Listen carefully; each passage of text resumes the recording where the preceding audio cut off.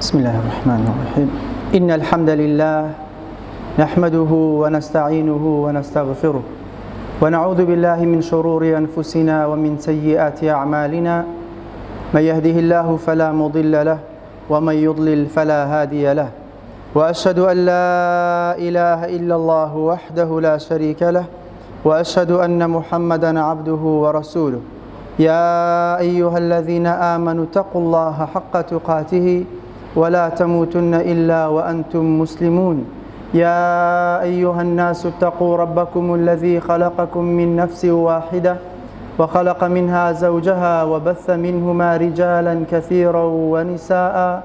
واتقوا الله الذي تساءلون به والأرحام إن الله كان عليكم رقيبا اللهم فصل وسلم على نبينا محمد وعلى آله وصحبه وسلم لو تاري رابردو باسی ئەو کەسانەمان کرد کە پێغەمبەر عەلەیهی سەڵات وەسەلام لە فەرموودەکانی خۆی باسی سزای گۆڕیانی کردبوو. مایتەوە ئەو کەسانەی کە هەندێک کردەوە دەکەن کە ئەو کردەوانە دەبێتە مانیع لەوەی کە ئەو کەسانە تووشی سزای ناوگۆڕ ببن. ئەو کردەوانە کەگەر بێت و ئینسان بیان کە یان بەسەریان دابێ ئەوە پارێزراو دەبن لە سزای ناوگۆڕ. یەکێک لەو کردەوانە بریتیە لە شەهید بوون لە ڕێگای خوای گەورە، شەهیدی مەعرەکە، ئەوەی کە لەگەر کافران دەجەنجێ. پێغەمبەر عەلەیهی سەڵات وەسەلام دەفەرمێ شەهید 6 خەسڵەتی هەیە کە تایبەتە بەو. یەکێک لەو خەسڵەتانە دەفەرمێ وەیوجار من عەذاب القەبر، دەپارێزرێ لە سزای ناوگۆڕ و سزای ناوگۆڕی لەسەر نییە. خاڵێکی تر کە ئینسان دەپارێزێ لە سزای ناوگۆڕ بریتیە لە مردن لە شەو ڕۆژی جومعە. ئەوڕۆ هەتا بانجی مەغریبێ دوونێ، بانجی مەغریبێ هەتا بانجی ئەوڕۆی مەغریبێ، چونکە لە ئیسلامدا شەو پێشی ڕۆژیە. لەگەر بانجی مەغریبێ ئەوڕۆ ئەمە لە کوردەواری خۆمان دەرێن شەوی جومعە، بەڵام ئەوە شەوی شەمووە کە دێتن بەسەرمان. شەوی جومعە ڕابرد، یعنی دوونێ شەوی جومعە بوو هەتا بانجی مەغریبێ ئەوە دەبیتە ڕۆژی جومعەی. مردن لەو بەینەی لەو 24 سەعاتەی کەسێکی موسڵمانی ئیماندار بەڵام تاوان بارە، بەڵام دەبێ موسڵمان بێ و هەروەها ئیمانداریش بێ. ئەو موسڵمانە پێغەمبەر عەلەیهی سەڵات وەسەلام دەفەرموێ هەر کەسێک لە شەو ڕۆژی جومعەدا بمرێ خوای گەورە دەیپارێزی لە سزای ناوگۆڕ ئیلا وەقاه الله من فتنة القبر، دەیپارێزی لە سزای ناوگۆڕ. خاڵێکی تر کە ئینسان دەپارێزێ لە سزای ناوگۆڕ بەردەوام بوونە لەسەر خوێندنی سوورەتی مولک کە شەوان پێشی نووستنێ ئینسان بیخوێنی. پێغەمبەر عەلەیهی سەڵات وەسەلام دەفەرمێ سوورەت تەبارەکە هي المانعة من عذاب القبر. سوورەتی تەبارەکە کە ناوی سوورەتی ئەلمولکە، هەر کەسێک شەوانە بەردەوام بیخوێنێ ئەو سوورەتە دەبێتە مانیع لەوەی کە ئەو کەسە تووشی سزای ناوگۆڕ ببێ. خاڵێکی تر کە ئینسان دەپارێزێ لە سزای ناوگۆڕ مردنە بە ژانە زگ. ئەو کەسانەی کە نەخۆشی زجیان هەیە، جا هەر نەخۆشیەک لە ناو زجی بیتن ئەوە دەیگرێتەوە ئینشاء الله کە ببێتە سەبەبی مردنی ئەو کەسە لە سزای ناو قبر دەپارێزرێ. پێغەمبەر عەلەیهی سەڵات وەسەلام دەفەرمێ من یەقتله بەطنه فلن يعذب في قبره. ئەو کەسەی کە ژانی زگ دەیکوژێ ئەوە سزای ناو قبر نابینێ و سزا نادرێ لە ناو قبر. خاڵێکی تر بریتیە لە حەڕەساتی لە پێناو خوای گەورە. ئەو مجاهیدانەی کە لەسەر سنووری ڕادەوەستن، سنووری مسلمانان دەپارێزن، ئەوانیش ئەگەر شەهیدیش نەبن بەڵام سزای ناوگۆڕ نایانگرێتەوە، سزا نادرێن. پێغەمبەر عەلەیهی سەڵات وەسەلام دەفەرمێ كل ميت يختم على عمله، هەر کەسێک مرد ختم لە عملەکانی دەدرێ و تەواو کۆتایی پێدێ. إلا الذي مات مرابطا في سبيل الله، إلا ئەو کەسە نەبێ کە لە کاتی حەڕەسیدا دەمرێ حەڕەساتیەک فی سەبیل الله بێ فإنه ينمو له عمله إلى يوم القيامة کردەوەکانی ڕۆژانەی لۆ دەنووسرێ و زیاد دەکرێت تا ڕۆژی قیامەت یعنی ختم لە کردەوەی نادرێ و هەروەها ويأمن من فتنة القبر و هەروەها لە سزای ناو قەبریش ئەمینە و دەپارێزرێتن خاڵێکی ترکە سزای ناوگۆڕ کەم دەکاتەوە تا حەدێک بەرەو نەمانی دەبا بریتیە لە سەدەقەکردن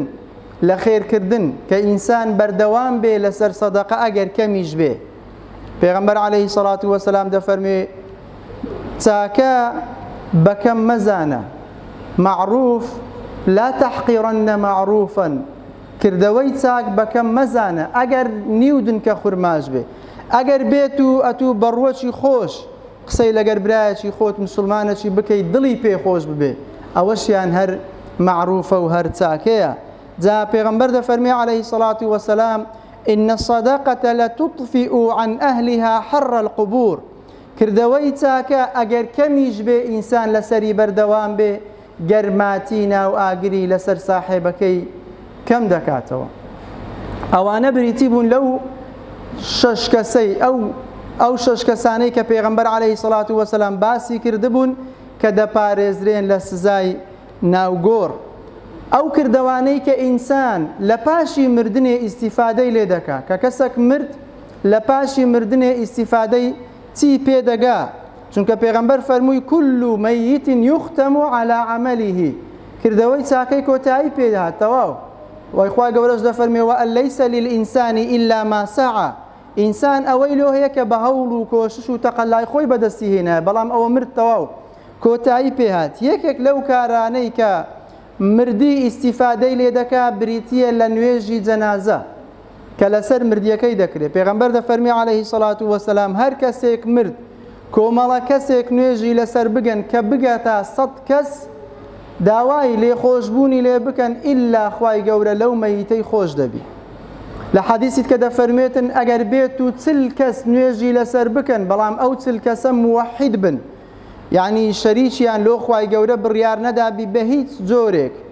شەریکی گەورە و شەریکی گەورە لەگەر خوای گەورە هاواری کەسیان نەکردبی سوێندیان بە غەیری خوای گەورە نەخواردبی قەناعەتیان وانەبی کە غەیری خوای گەورە ڕزقیان دەدا دەیان ژیێنی دەیان مرێنی یان ئیستیفادەیان پێدەگەینی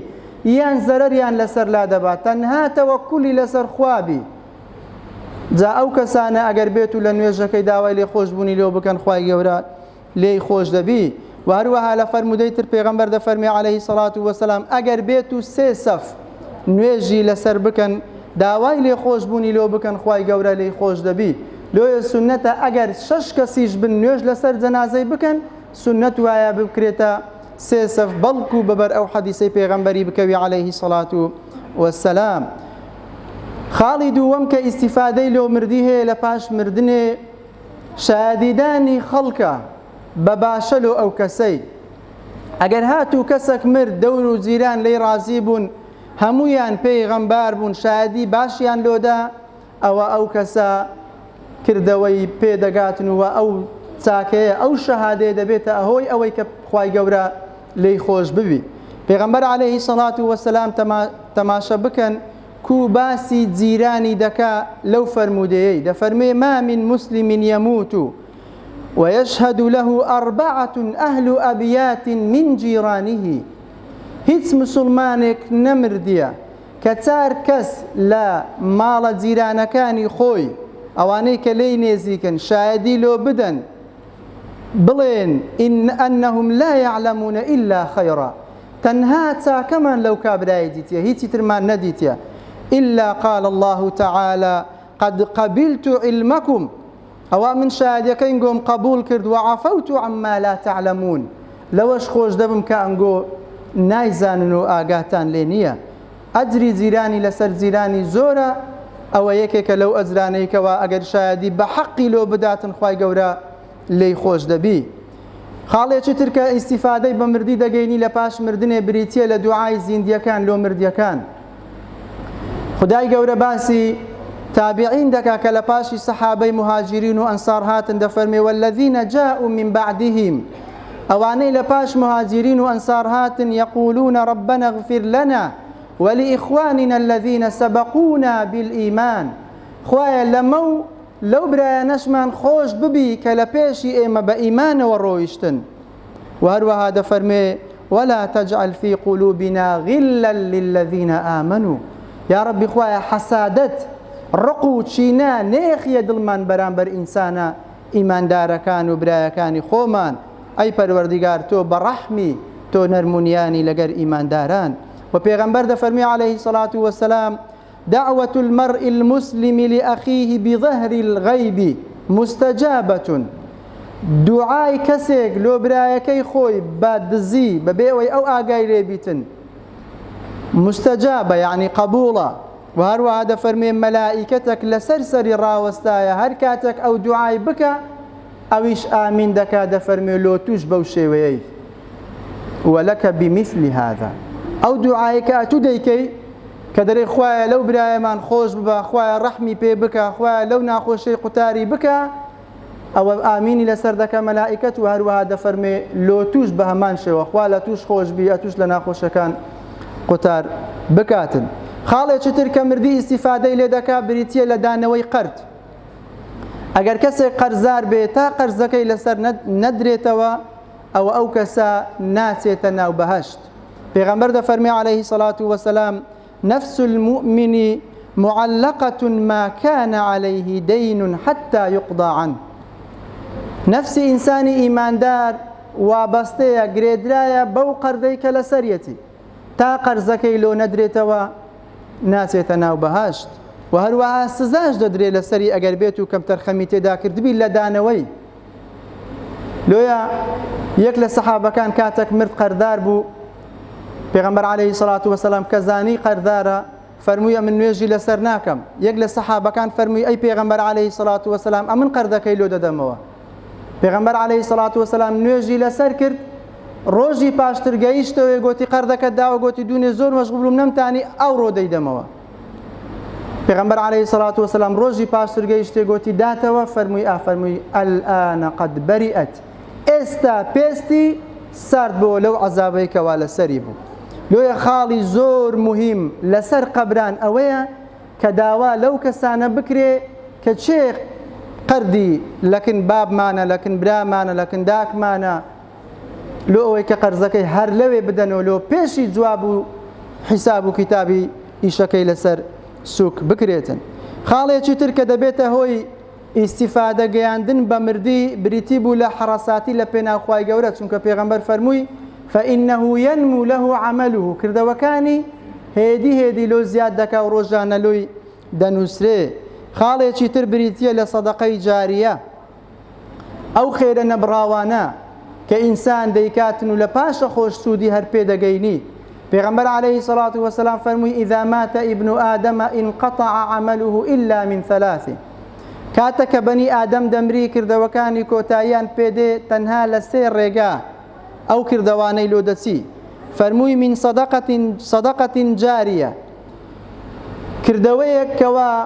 بەردەوام لۆی دەڕوا کابرا بیرێکی لێدایە کە هەروەکو ئێستا لە فەرمودەی تر پێغەمبەر عەلەیهی سەڵات وەسەلام ڕوونی دەکاتەوە یان خەستەخانەیەکی دروست کردیە یان جادەیەکی لێدایە یان ڕێیەکی لۆ موسڵمانان خۆش کردیە ئەوە دەبێتە سەدەقەی جاریە و بەردەوام خێرەکەی لۆ دەچی ئەو علم ينتفع به یان زانستەکی لە پاشە خۆی بەجێهێشتێ کە خەڵکی ئیستیفادەی دین و ژینی خۆیان لێ دەکەن بەڵام عیلمەکی حەڵاڵ و هەروەها دەفەرمێ ئەو وەلەد صالح يدعو له یان منداڵێکی صالح و باشی لە پاشە خۆی بەجێهێشتێ کە دوعای لۆ دەکا بە بەردەوامی جا پێغەمبەر عەلەیهی سەڵات وەسەلام ئەو سەدەقە جاریە ڕوون دەکات و دەفەرمێ سەبع يجري للعبد أجرهن وهو في قبره حەفت شت هەنا کە کردەوەکانی لۆ ساحیبەکەی دەچی کە ئەو لەناو قەبرەکەی خۆیتی دەفەرموێ من علم علما خەڵکەکی فێرە عیلمە کردبی کە ئیستیفادەی دین و ژینی خۆیانی لێ بکەن یان ئەو ئەجرا نەهڕەن یان ڕێگای لۆ ڕووبارێک خۆش کردبی کە ئاو بگاتە غەیری وانیش نەک بیگریتەوە وەکو ئێستا و هەروەها ئەو حەفەڕە بیئرەن یان بیرێکی لێدایە لۆ خەڵکەکی کەوا بێ ئاون ڕەش و ڕوت و نەدارن أو غرس نخلا يعني دار خرماية چیتان دێت جا غەیری دار خورماش هەر هەموو دارەچی دەگریتەوە و بەبەربی و خەڵک ئیسیفادەی لێ بکە ئەو بەنا مەسجدەن یان مزگەوتەچی دروست کردیە و هەروەها ئەو وەڕەتە مصحفەن یان لە پاشە خۆی قورئانەکی بەجێهێشتیە کە خەڵکی لێی دەخوێنەوە ئیسیفادەی لێ دەکەن ئەو تەڕەکە وەلەدەن یەستەغفر له بعد موته یان منداڵەکی لە پاشە خۆی بەجێهێشتیە کە دوعای لۆ دەکا بە بەردەوامی و هەروەها ئەو کەسەی کە قەبریش لێ دەداتن لۆ مسلمانان بەبێ بەرامبەر بەبێ منەتکردن لەسەریان ئەویش هەمان ئەجری هەیە پێغەمبەر عەلەیهی سەڵات وەسەلام فەرمووی وەکو ئەوەی وایە کە ماڵێکی لۆ دروست کردبێ و تا ڕۆژی قیامەت لە ناوی بمێنێتەوە بەردەوام ئەجری ئەو قەبرەی لۆ ئەو پیاوەی دەچیتن کە قەبرەکەی بەبێ پارە بەبێ منەت لۆ لێدایە کۆتا خاڵکە ئیسیفادە دەگەینی بە مردووان کە ئێمە باسی بکەین بریتیە لە العمل الصالح الذي يقوم به ولده ئەو کردەوە چاکانەی کە ئەمە دەیکەین بەردەوام ئەو کردەوە چاکانەی مە لۆداک و بابیشمان دەچی پێغەمبەر عەلەیهی سەڵات وەسەلام فەرمووی ئەنتە وەمالوکە لئەبیکە ئەتوو کە بە یەکێک لە سەحابەکانی فەرموو ئەتوو لەگەر ماڵیشت هەمووتان مڵکی بابتانن کەواتە کردەوەی ئینسانی بە بەردەوام لۆ داک و بابی دەچیتن ئەگەر بێت و کردەوەکان چاک بن و هەروەها لە حەدیثێکی تردا دەفەرموێ إن أطيب ما يأكل الرجل من كسبه باشترین و پاکترین شت کە ئینسان بیخوا ئەوەیە کە بە ماندیەتی دەستی خۆی پێیای بکە وەکو دەڵێ بە عارەقەی نێوچەوانی خۆی پێیای بکە وإن ولده من كسبه و منداڵەکەشی لە کەسبی خۆیتی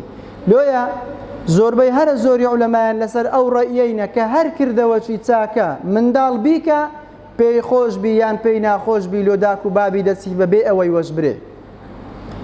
باشترین چاکە لەگەر داک و بابی ئەوەیە ئەمە باش بین ئەگەر ئەمە باش بین ئەوە گەورەترین چاکەیە کە لەگەر داک و بابمانی دەکەین بەڵام ئەگەر هات و خراپ بین ئەوە خراپیەکە تەنها لۆ خۆمانە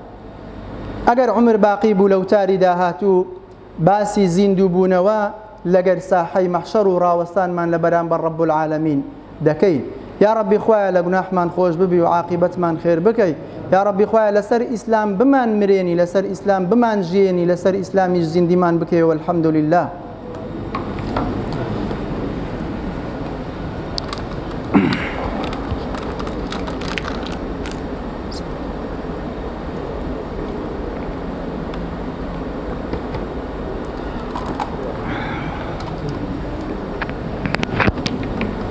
الحمد لله رب العالمين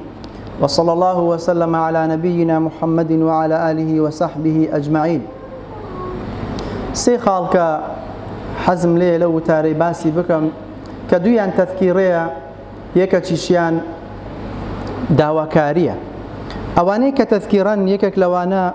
إساء ملنا ومانجي محرمين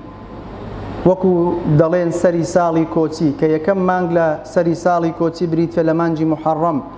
ئەو مانگە گەورەی خۆی هەیە لەکن خوای گەورە لەکن پێغەمبەری عەلەیهی سەڵات وەسەلام یەکێکە لەو مانگانەی کە پێی دەگوترێ هەر لە خودی ناوی خۆی محەڕەمە یەکێکە لە مانگە محەڕەمەکانیش و هەروەها یەکێکە لەو مانگانەی کە پێغەمبەر عەلەیهی سەڵات وەسەلام زۆربەی ڕۆژەکان تێیدا بە ڕۆژی بووە پێغەمبەر دەفەرمێ ئەفضەل الصیام بعد رمضان شهر الله المحرم باشترین ڕۆژی کە ئینسان بیگری لە پاش ڕەمەزانێ بریتێ لە ڕۆژی گرتنی مانجی محەڕەم کە ئینسان ئەوەندەی پێی بکرێ لەو مانگەی با ڕۆژی ببیتن و هەروەها لەو مانگەی